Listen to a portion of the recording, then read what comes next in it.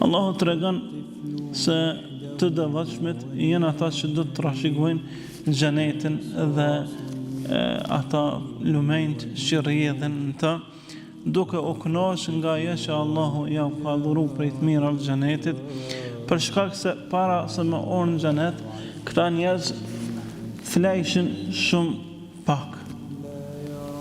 Kanu qalilan min al-layli ma yahjahun, pak prej natës këta nuk e kalojshin namaz të natë.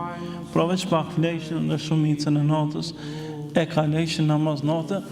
Dhe është çudi ajetin vijim thot wa bil ashar, dhe në kohën e shëfyrit këta kërkojshin falje.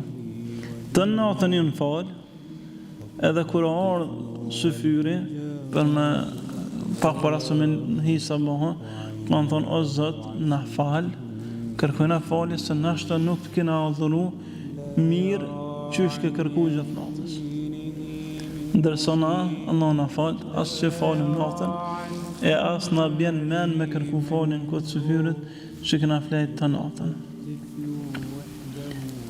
La ilaha illallah. Pastaj, thirrën për të këtë partë, veç se më dallu prej tjerëve, po më pasim jena shumë largë.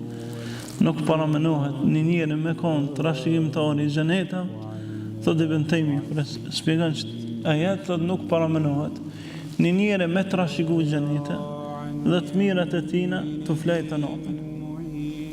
Këto dyja nuk bën bashkë.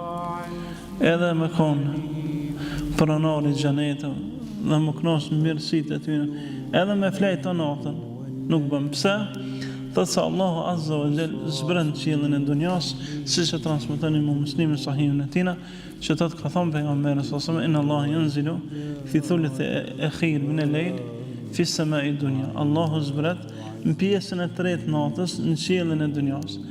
Edhe thot men yad'uni fa astajib lahu. Kush të më lyp, unë ju përgjigj.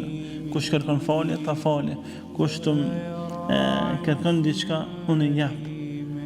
Thot këta njerëz të cilët kujdesen për këtë kohë e madhrojnë Allahun qysh i takon Allahut madhrimin.